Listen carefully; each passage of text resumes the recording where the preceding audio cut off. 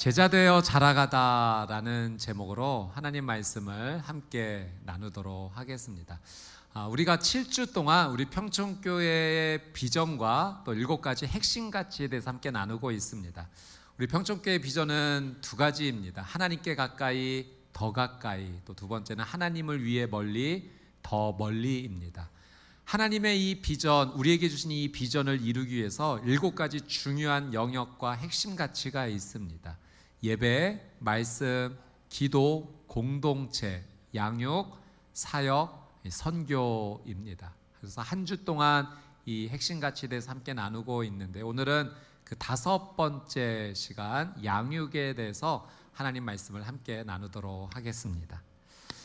제가 보통 설교를 준비하면서 이런 마음으로 말씀을 준비합니다. 제가 요리는 잘 하지 못하지만 중요한 손님을 초대해서 그 중요한 손님에게 맛있는 음식을 대접하는 그 마음으로 설교를 준비합니다. 어떻게 하면 우리 성도님들이 하나님 주시는 은혜를 아주 맛있게 잘 받으실 수 있으실까 고민하고 또 노력하면서 말씀을 준비합니다. 근데 제가 저의 부족함을 잘 알죠. 그래서 하나님께 이 말씀 준비할 때마다 간절히 기도합니다. 하나님, 부족합니다. 제가 너무 연약합니다. 하나님의 도우심이 필요합니다. 지혜가 있기를 원하고 통찰력을 주십시오. 또 말씀이 너무 건조하지 않도록 또 하나님 중요한 스토리와 이야기도 잘 생각나게 해 주십시오. 우리 성도님들이 어떻게 하면 하나님 은혜 많이 받으실지 우리 성도님들의 얼굴 표정을 제가 떠올리면서 그렇게 말씀을 준비합니다. 오늘 만약 여러분이 하나님께서 주시는 아주 큰 은혜를 받으신다면, 그래서 삶의 결단이 일어나고 말씀을 통해 믿음이 성장이 되고 삶의 놀라운 치유와 회복이 시작된다면, 그건 전적으로 하나님께서 주신 은혜인 줄 믿습니다. 그런데 만약에 하나 여러분 혹시 은혜를 받지 못하는 일이 일어나신다면, 제가 말씀드리지만 제 책임 아닙니다. 제가 하나님께 분명히 도와달라고 기도했기 때문에 그렇죠. 그런 일이 일어난다면 개인적으로 하나님께 가셔서 잘 해결하셨으면 좋겠습니다. 제가 말씀드리고 싶은 것은 즐거운 마음 또 기대하는 마음으로 하나님의 은혜를 우리 성도님들과 함께 나누고자 기도하며 준비했고요. 오늘 하나님께서 직접 여러분 한 사람 한 사람에게 말씀하여 주실 줄 믿습니다. 오늘 말씀을 시작하면서 저는 신앙의 연수와 영적 성숙에 대해서 먼저 한번 생각해 보며 우리 성도님들과 말씀을 나누고자 합니다. 우리가 보통 생각하기를 신앙의 연수가 길면 길수록 신앙의 영적 성숙도도 함께 깊어진다라고 생각을 합니다. 아주 틀린 말은 아닙니다. 그러나 꼭 그렇지만은 않습니다. 신앙의 연수가 길다고 해서 믿음도 함께 정비례하는가? 그렇지 않을 수도 있다는 거죠. 여러분, 우리가 모태신앙이라는 말을 사용을 합니다. 이게 어떤 의미겠습니까? 모태신앙은 내가 태어나기도 전에 어머니의 뱃속에 있을 때부터 그렇게 신앙생활을 했다는 거죠. 신앙의 연수가 아주 길다는 겁니다. 그래서 믿음의 생활에 대해서, 교회 생활에 대해서 이미 잘 알 만큼 많이 안다는 것이죠. 그런데 이 모태신앙이 긍정적으로 쓰이기보다는 부정적으로 쓰이는 경우가 많습니다. 모태신앙임에도 불구하고 말씀도 잘 모르고 기도도 할 줄 모르고 예배도 잘 드리지 못하고, 그래서 이 모태신앙을 못해신앙으로 이해하고 받아들인다는 거죠. 여러분, 신앙의 연수가 신앙의 깊이를 반드시 보장하는 것은 아닙니다. 여러분은 어떠신가요? 여러분, 하나님께서 우리 각 사람에게 원하시는 신앙의 모습은 무엇일까요? 신앙을 포기하지 않고 오랫동안 신앙생활하는 것 중요하죠. 반드시 있어야 됩니다. 그러나 하나님께서 우리에게 원하시는 것은 단지 신앙생활을 오래 하는 것만을 원하지는 않으신다는 거예요. 내가 지금 하는 이 신앙생활에 계속하여 믿음이 성장하기를 원하십니다. 믿음이 성숙되기를 원하십니다. 이것은 마치 부모된 우리가 자녀를 바라볼 때 우리 자녀가 잘 성장했으면 좋겠다, 성숙했으면 좋겠다라고 그런 사랑의 마음으로 바라보듯이 하나님께서는 우리가 이 신앙생활을 하면서 믿음이 성장되고 성숙되기를 정말로 간절히 원하십니다. 그래서 오늘 에베소서 우리 4장 본문을 읽었는데 그런 표현이 나오죠. 그리스도의 장성한 분량이 충만한 데까지 이르기를 원한다. 이 말의 의미가 무엇이겠습니까? 예수님으로 가득 차기를 원한다는 겁니다. 내 삶의 머리끝부터 발끝까지 예수님으로 아주 충만할 때까지, 가득하여질 때까지 믿음이 성장하고 성숙되기를 원하는 것, 우리 믿음의 목표가 바로 그것임을 하나님께서 우리에게 가르쳐 주시는 거죠. 여러분, 이것이 바로 예수님의 제자의 삶입니다.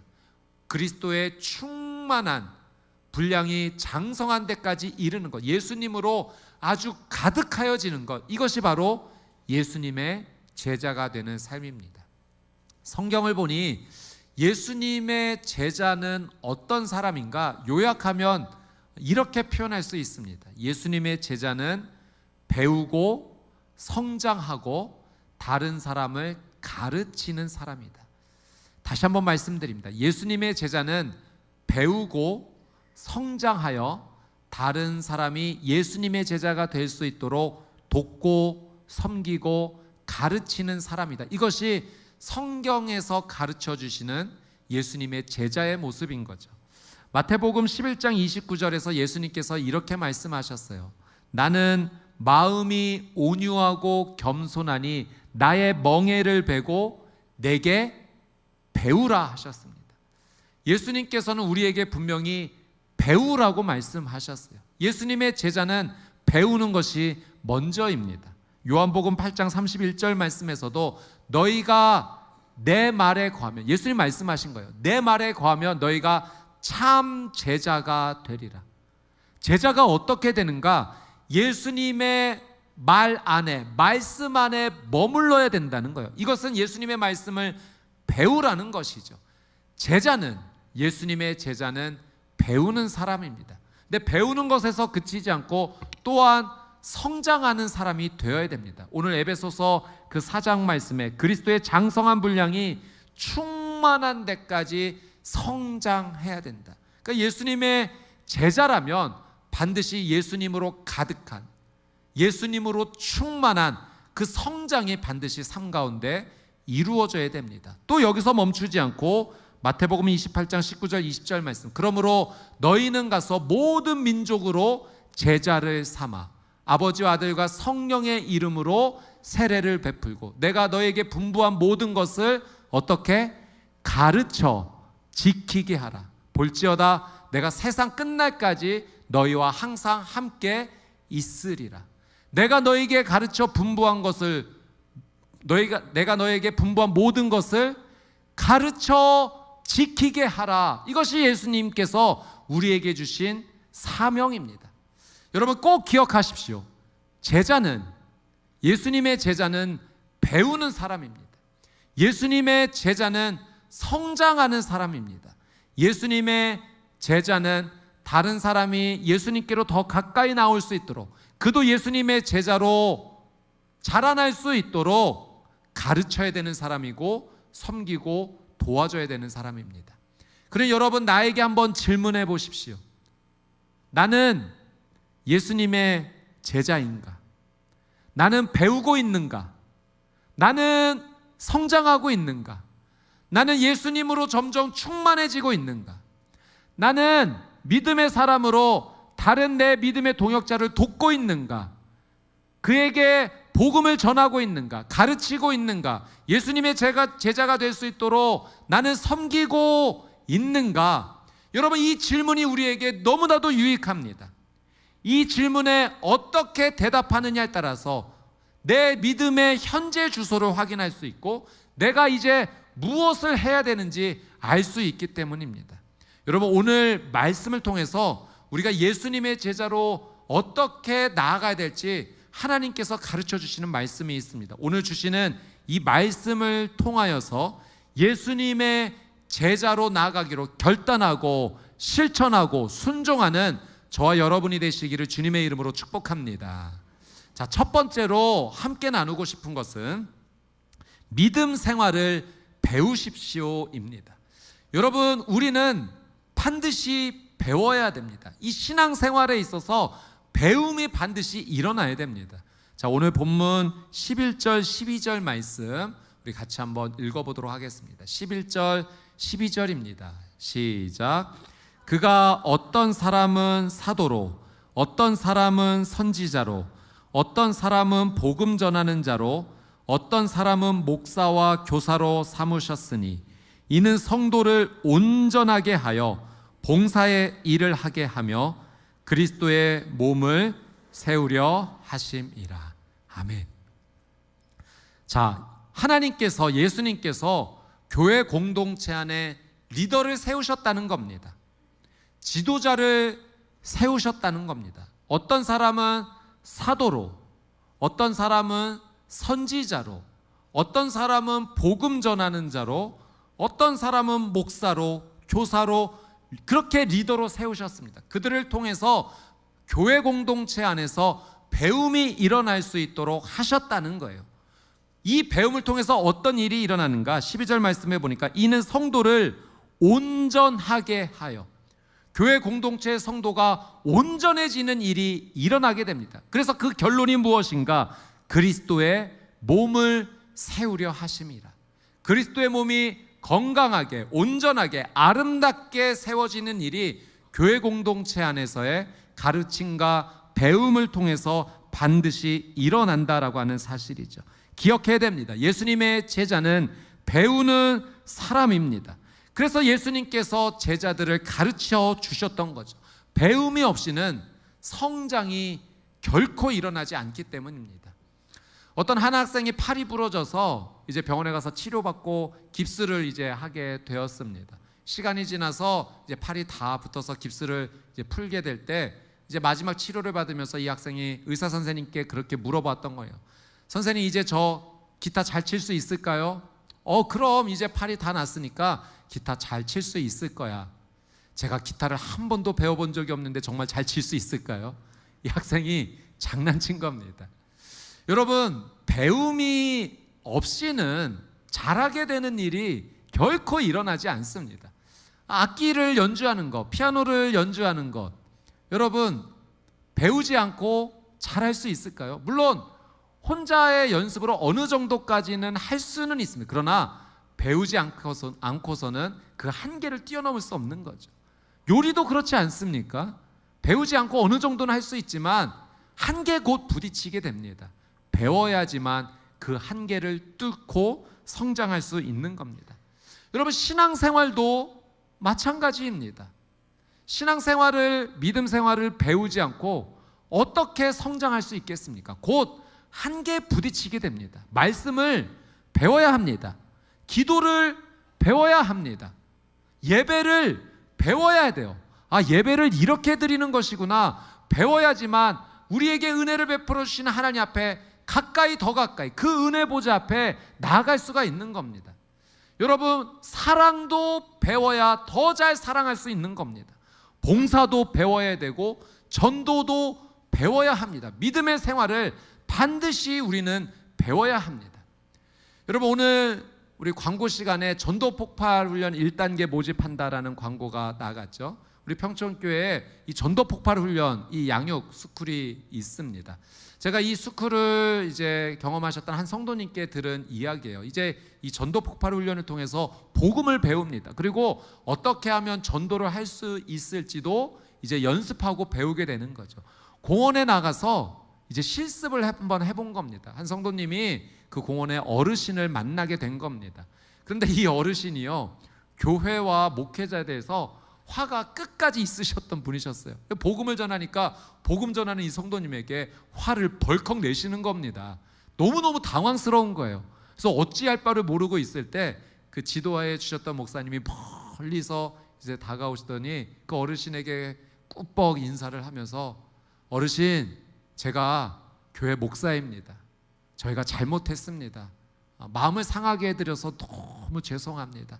앞으로 잘하겠습니다. 한 번만 용서해 주십시오. 마음 좀 풀어주십시오라고 그렇게 사과를 하신 거예요.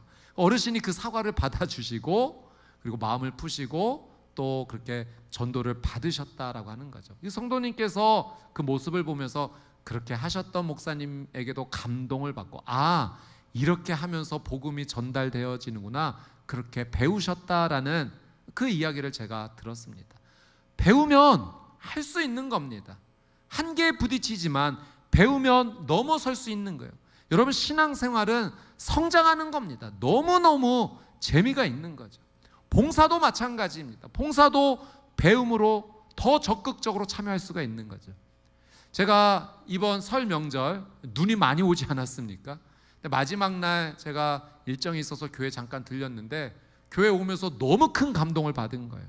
우리 교회 장로님들, 집사님들이 많이 나오셔서 그 교회 앞마당에 쌓여있는 눈을 깨끗이 치우고 계셨습니다. 그 설날 마지막 날에 그 눈이 계속 쌓여 있으면 주일날 우리 성도님들 오실 때 그대로 얼어버리니까 불편하니까 그 휴일을 반납하시고 교회에 오셔서 봉사하신 거예요.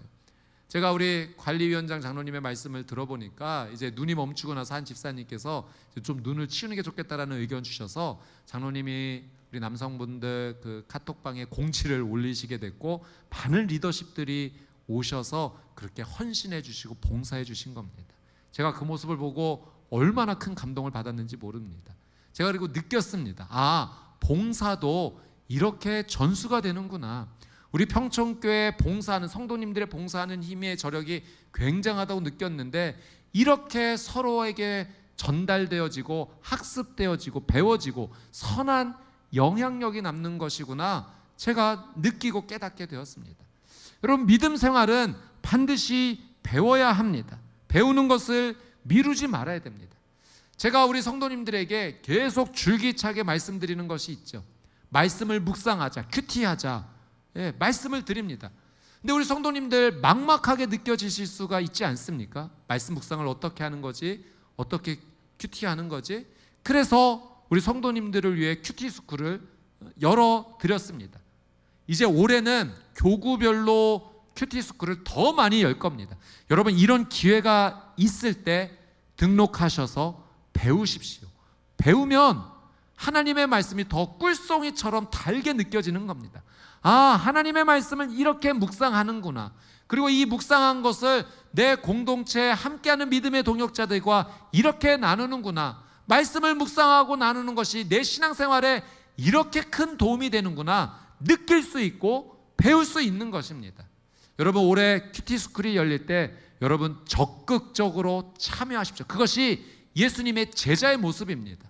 제가 우리 남성들을 위해서 선교회 중심으로 큐티스쿨도 많이 열 겁니다. 우리 남성들도 같이 함께 하셔야 됩니다. 여성들도 함께 하셔야 됩니다. 모든 성도님들이 우리 평촌교회에서는 매일 말씀을 묵상하고 큐티하고 그래서 그 하나님의 말씀을 따라가는 말씀의 성도가 되어야 합니다. 여러분, 제자는 배워야 되는 사람입니다. 하나님의 이 놀란 은혜 안에서 신앙생활, 믿음 생활을 배움으로 예수 그리스도의 제자로 성장하는 귀한 삶을 사시게 되기를 주님의 이름으로 축복합니다.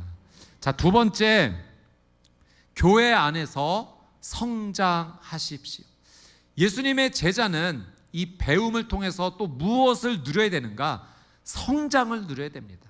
근데 중요한 것이 이 놀라운 믿음의 성장은 교회 공동체 안에서 이루어진다는 사실이죠.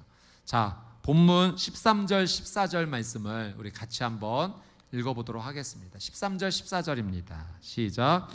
우리가 다 하나님의 아들을 믿는 것과 아는 일에 하나가 되어 온전한 사람을 이루어 그리스도의 장성한 분량이 충만한 데까지 이르리니 이는 우리가 이제부터 어린아이가 되지 아니하여 사람의 속임수와 간사한 유혹에 빠져 온갖 교훈의 풍조에 밀려 요동하지 않게 하려 함이라. 아멘. 여러분, 이 에베소서 말씀은 사도 바울이 로마의 감옥에서 쓴 서신서입니다. 모두 6장으로 구성되어 있는데 교회의 본질과 성도의 삶에 대해서 아주 중요한 교리가 풍성하게 가득 담겨져 있죠. 저희가 에베소서 4장 말씀도 한 부분으로 읽었는데, 이 에베소서 4장에서도 사도 바울은 교회 안에 모든 성도님들이 예수 그리스도 안에서 하나가 되어야 된다라는 것을 강조하고 있습니다. 여러분, 사도 바울이 오늘 13절 말씀에서 그리스도의 장성한 분량이 충만한 데까지 이르러야 된다라고 말하고 있죠. 그런데 하나의 중요한 전제 조건이 있습니다. 어떻게 하면 우리가 성장할 수 있는가? 어떻게 하면 우리 안에 예수 그리스도로 충만한 삶이 이루어질 수 있는가? 이 중요한 일에 이 일이 교회 안에서, 공동체 안에서 이루어지는 것이다라는 것을 사도 바울이 말하고 있다는 겁니다.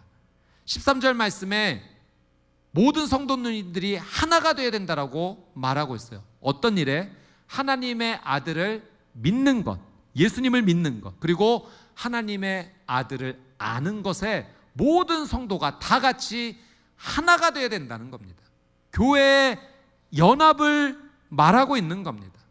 교회 공동체 안에 모든 성도님들이 하나가 되어 예수 그리스도를 믿고 아는 일에 하나가 될 때 예수님으로 충만할 수 있는 그 놀라운 믿음의 성장이 교회 공동체를 통하여서 이루어진다라고 하는 바로 그 말씀입니다. 여러분, 교회는 왜 중요할까요? 하나님께서 우리에게 이런 교회 공동체를 허락하신 이유가 무엇일까요? 여러분, 우리 평촌교회가 올해가 60주년입니다.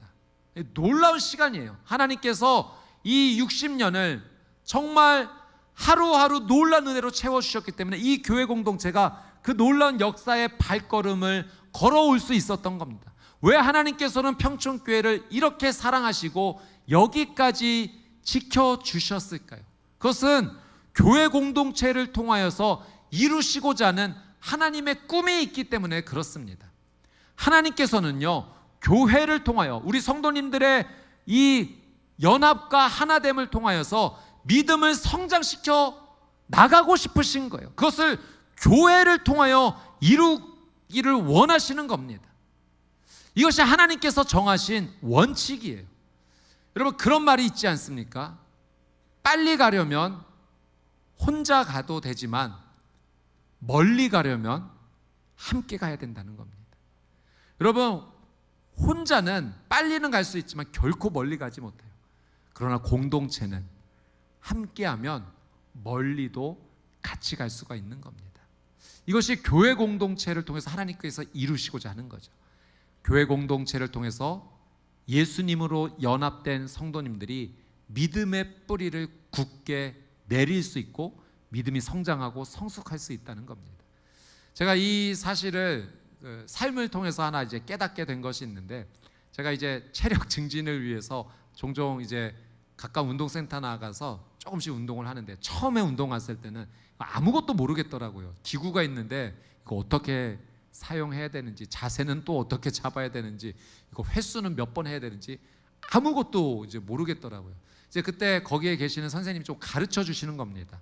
자세는 이렇게 하셔야 되고요.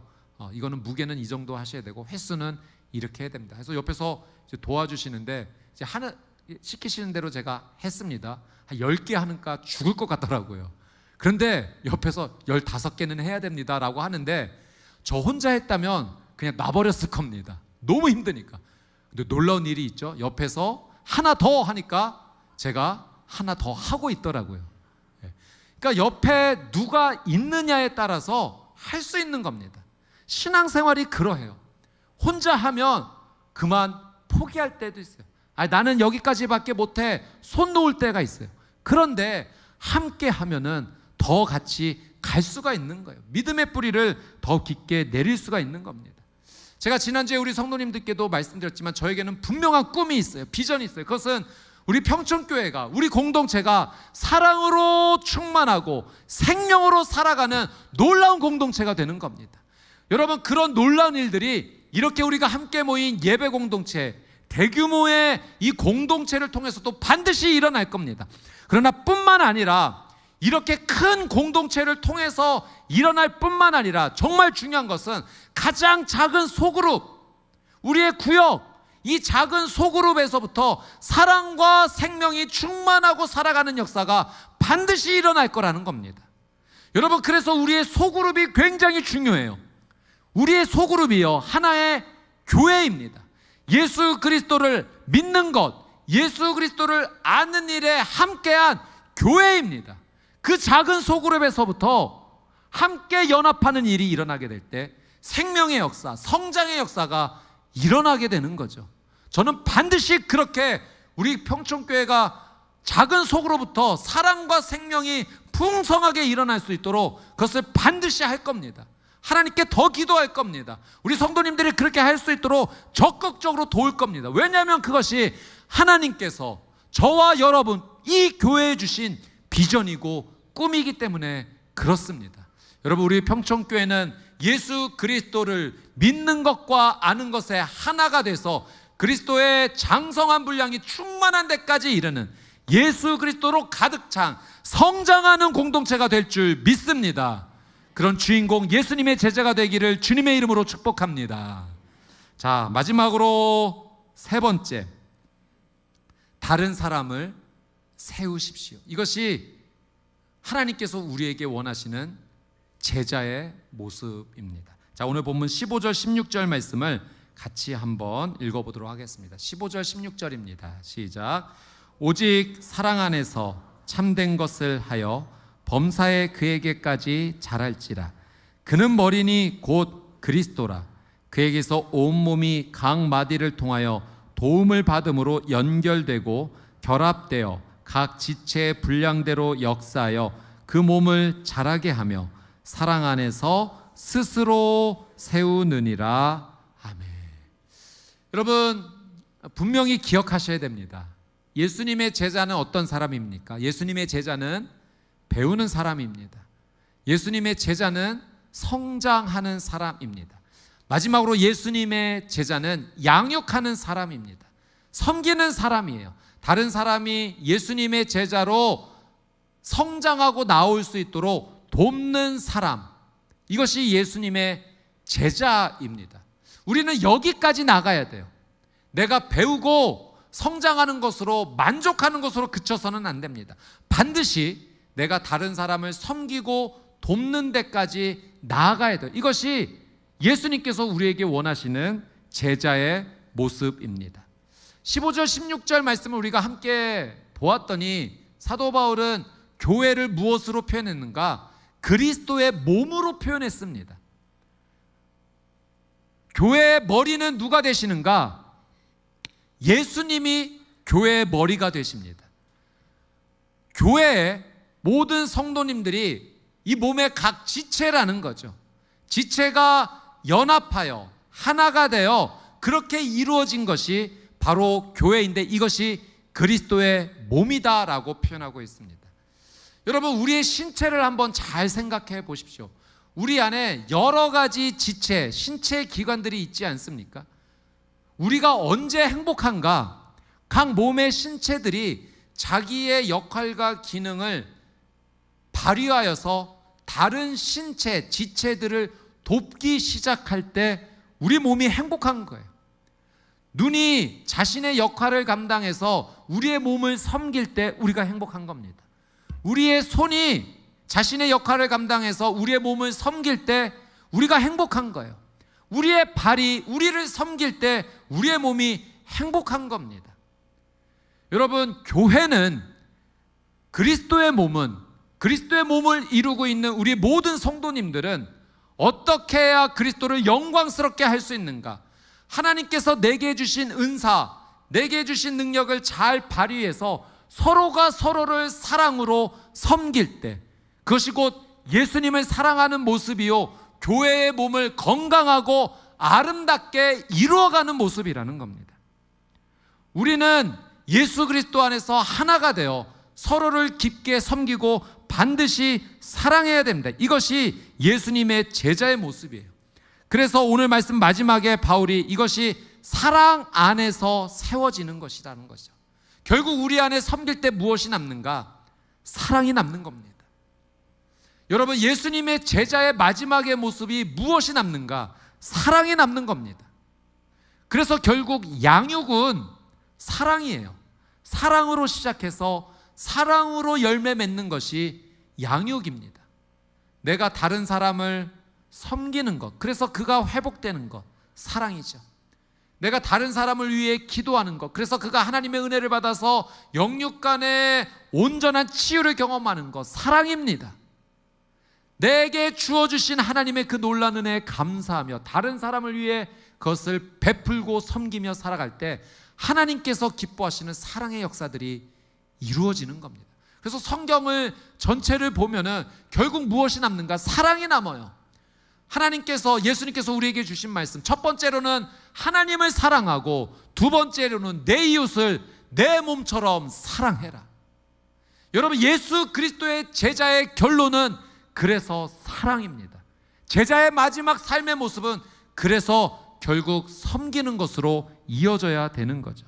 놀랍게도요, 우리가 섬길 때, 다른 사람을 도울 때 내게 기적의 일들이 일어난다는 거예요. 이건 하나님이 정하신 놀라운 기적의 원칙입니다. 여러분, 내게 있는 사랑을 띄어서 다른 사람에게 주면은 세상의 상식으로는 나의 사랑은 점점 줄어들어야만 됩니다. 그런데 놀랍게도요, 내게 있는 사랑을 띄어서 다른 사람에게 주면 돌아보니 내 사랑이 더 풍성해지는 겁니다. 나눠주면 나눠줄수록 풍성한 것이 사랑이라는 것, 이건 하나님께서 정하신 원칙입니다.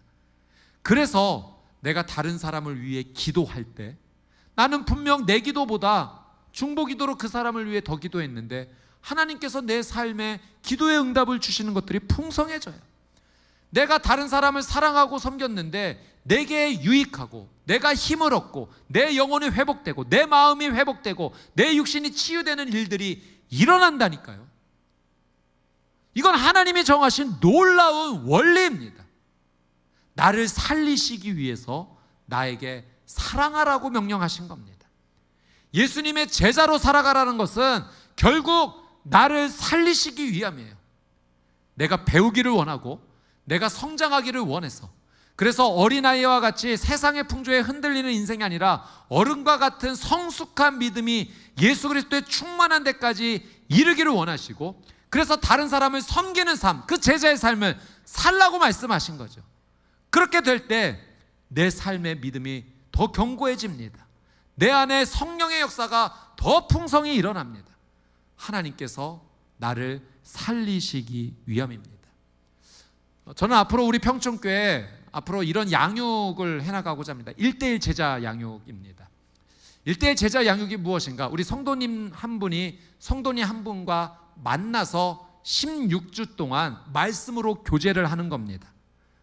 한 사람은 양육자가 되는 것이고 한 사람은 동반자가 되시는 거죠. 양육자가 동반자를 믿음 안에서 잘 케어하는 겁니다. 말씀으로 서로를 나눠서 서로가 예수님의 제자로 잘 성장할 수 있도록 돕는 일이죠. 여러분, 이 일들이 우리 교회 안에서 이루어질 때 우리 안에 놀라운 사랑이 충만해지는 역사, 생명으로 살아가는 일들이 더 크게 일어나는 겁니다. 앞으로 이 1:1 제자 양육에 대해서는 제가 후에 한 번 더 자세하게 우리 성도님들과 함께 나누도록 하겠습니다. 이제 말씀을 마무리합니다. 여러분, 하나님께서 우리에게 정말로 원하시는 것은 그냥 단지 신앙생활 오래 했으면 좋겠다, 그것도 맞습니다. 그러나 그것만이 아니에요. 하나님께서 정말 원하시는 것은 내 신앙생활에 있어서 내 믿음이 성장하고 성숙되기를 하나님 정말로 원하십니다. 그래서 오늘 우리에게 말씀하시는 거예요. 배워라. 교회 공동체 안에서 기회가 있을 때마다 적극적으로 참여하여 배워라. 여러분, 예배에 적극적으로 참여하면 배울 수 있습니다.